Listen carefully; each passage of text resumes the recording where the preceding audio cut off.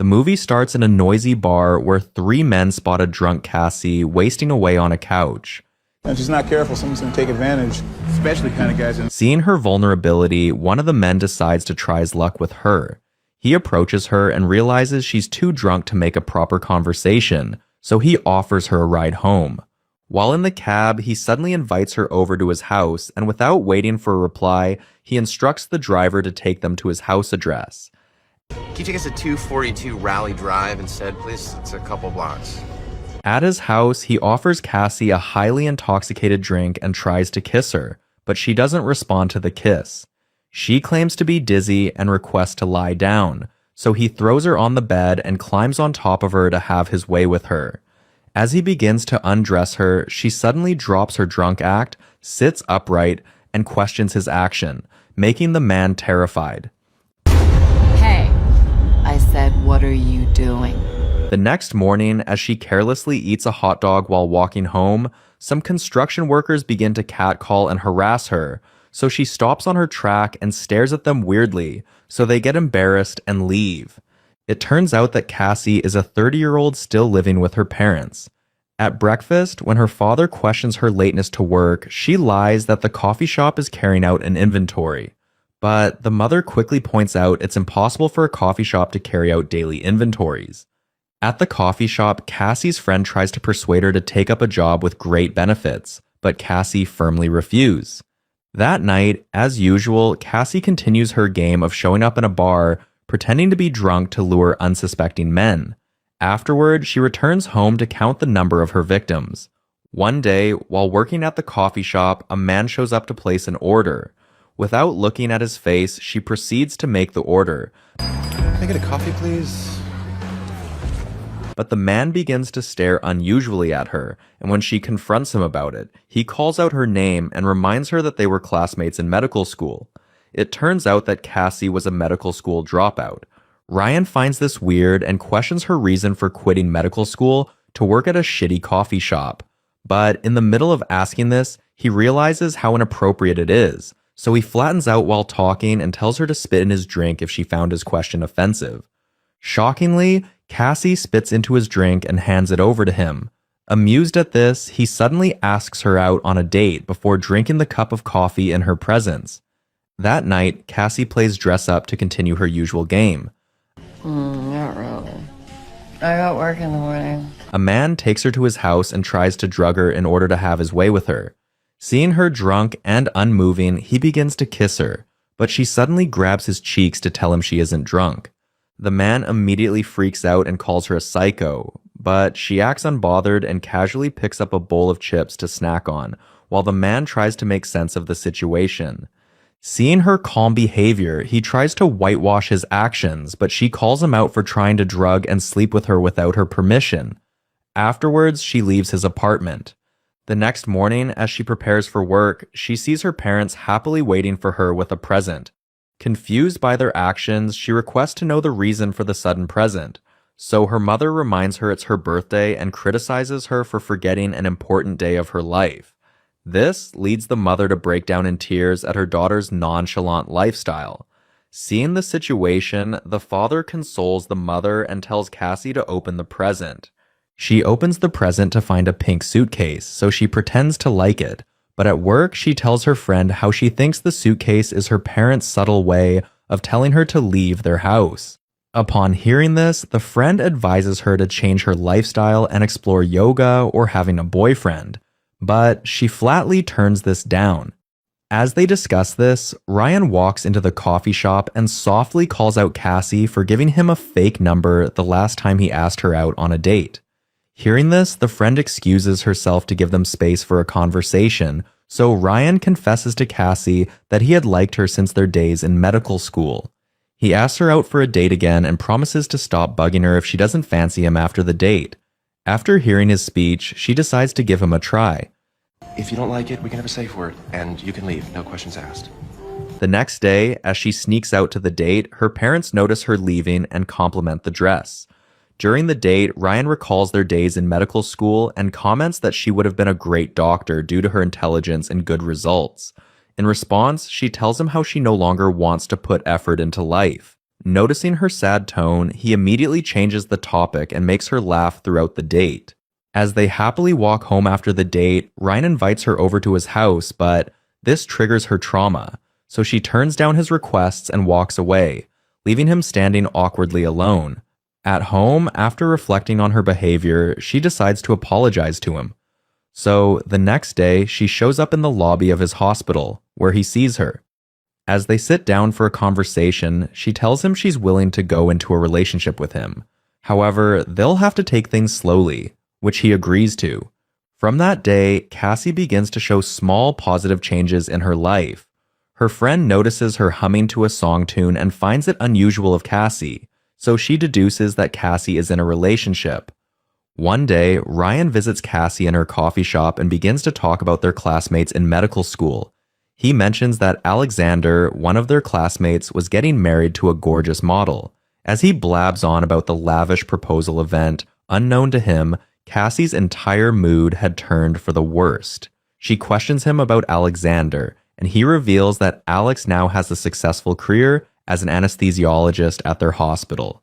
That night, Cassie is unable to sleep at the thought of Alex living a peaceful life, while her best friend has been dead for so long.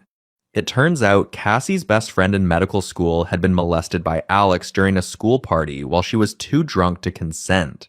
When the friend reported the case, no one sided with her and everyone believed Alexander. The trauma from being assaulted led the friend to commit self-deletion, while Cassie dropped out due to the loss of her friend. After recalling this, she pulls out her laptop and searches the internet for Alex's name. She finds a post of him announcing his engagement with tons of her former classmates, leaving congratulatory comments. Although this annoys her to the core, she continues scrolling through the post and notices a comment left by Madison, one of her former classmates. So, she looks through Madison's profile, takes note of her contact information, and plans to take revenge on everyone who contributed to the injustice her friend went through. After a few days, she schedules a meeting with Madison at a restaurant and orders alcoholic champagne and a soft drink. When the waiter leaves, she pours the champagne into a glass and also pours the soft drink into her own glass, making it look like a champagne drink. Madison! Oh my god! When Madison arrives at the table, they begin to have a conversation, with Madison bragging about her husband and kids. Cassie pours more champagne into her glass, and as they talk more and more, Madison ends up getting drunk from the several bottles of wine. Seeing this, Cassie suddenly brings up the reason she dropped out of medical school. She reminds Madison of the night that their dead best friend got drunk at a frat party and ended up getting molested by Alexander. Madison tries to downplay the incident and even blames the dead friend for getting drunk enough to be vulnerable to men. Cassie is disappointed to hear this and stops the conversation after noticing that Madison is drunk from the champagne. She picks up her bag and walks over to another table at the restaurant. There, she hands over a room key to a strange man and instructs him on what to do with the drunk Madison. The next day, Cassie receives several panic calls from Madison asking if she had gotten too drunk and made out with a man at the restaurant, but Cassie refuses to give an answer. Instead, she pulls out her diary, cancels out Madison's name, and flips the page to her next target. The next day, she pulls up to a high school and asks a young girl for directions to a shooting location. She pretends to be the makeup artist of a popular boy band shooting a video around the location. The girl, who's a huge fan of the boy band, volunteers to personally direct her to the area. To prove her trustworthiness, the girl even hands over her phone to Cassie and promises to keep the whereabouts of the boy band a secret from other fans. As soon as the girl enters her car, Cassie locks the door. Later that day, she booked an appointment to meet the dean of her former medical school. Daisy. That's me, Dean Wong. While having a conversation, she brings up the incident that happened between her friend and Alex.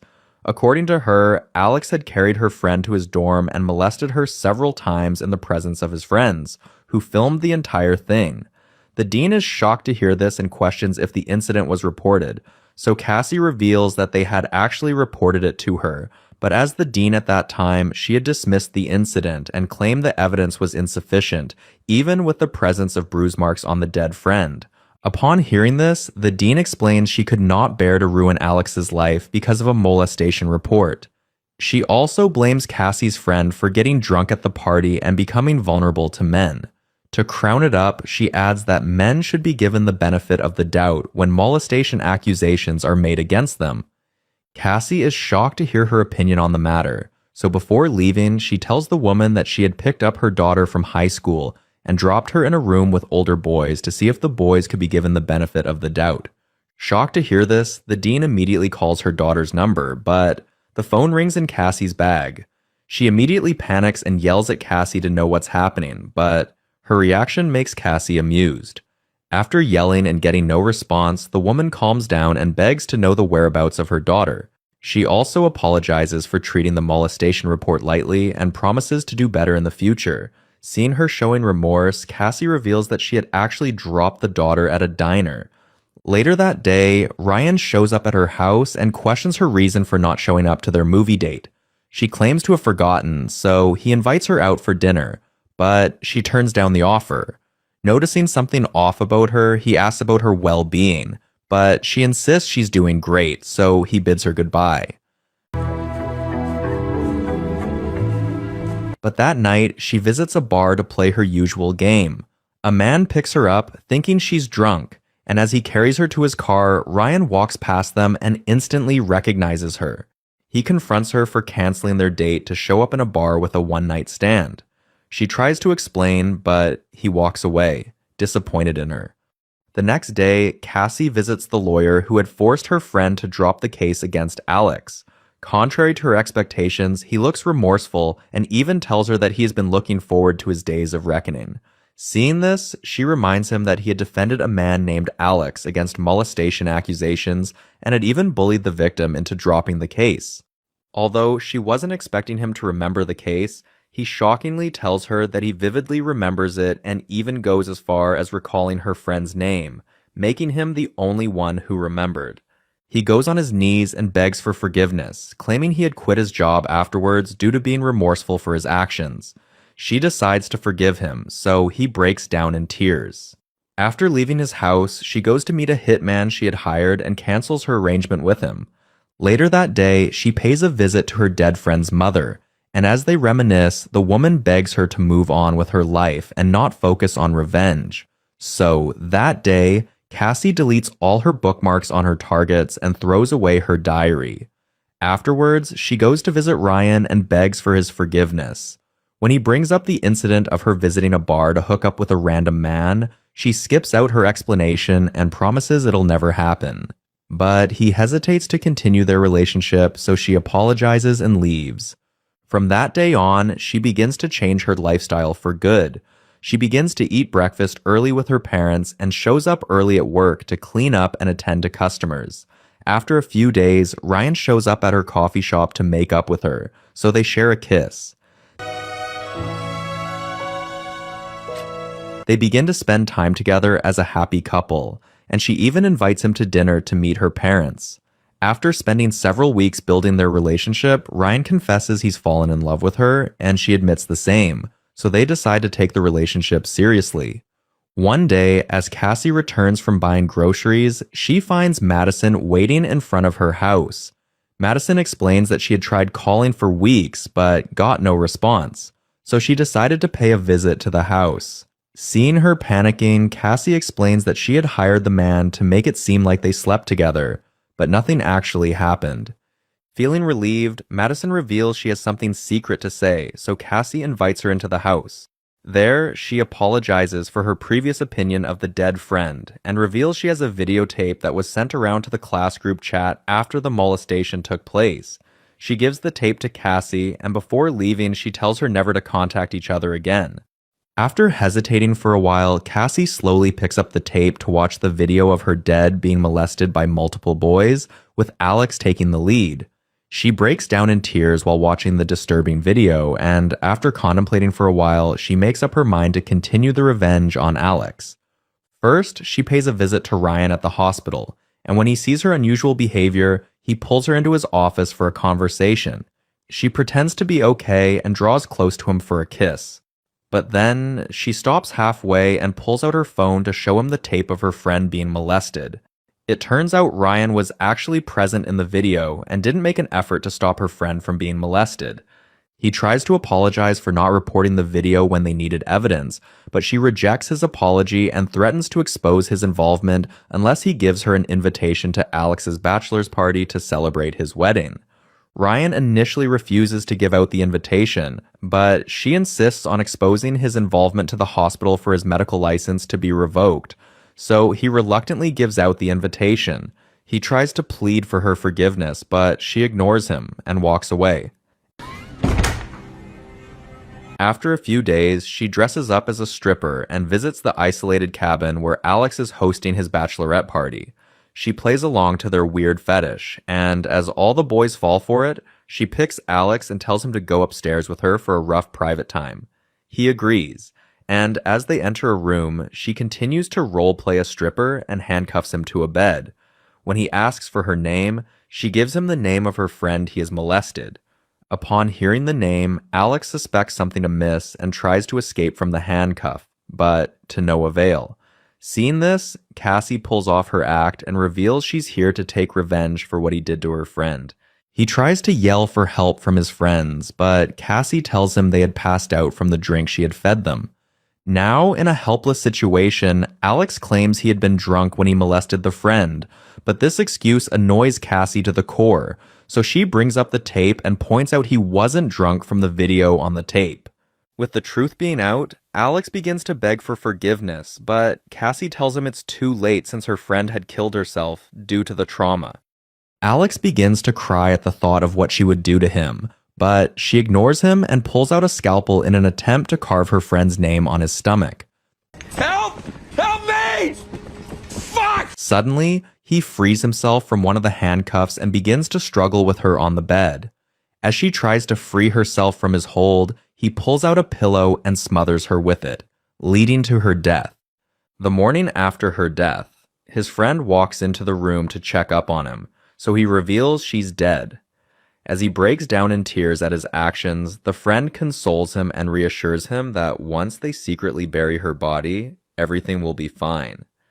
Later that day, they visit the woods to burn her body.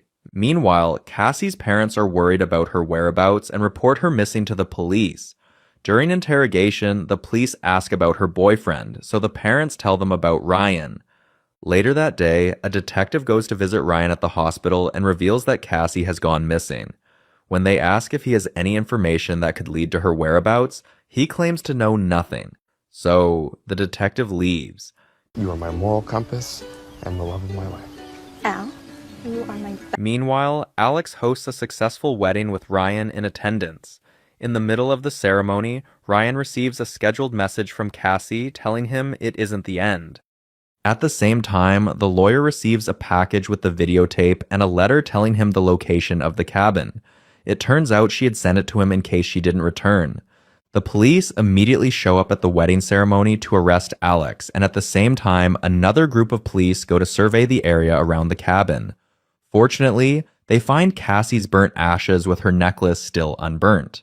As the police lead Alex out of the wedding venue, Ryan receives the last scheduled text from Cassie telling him to enjoy his day.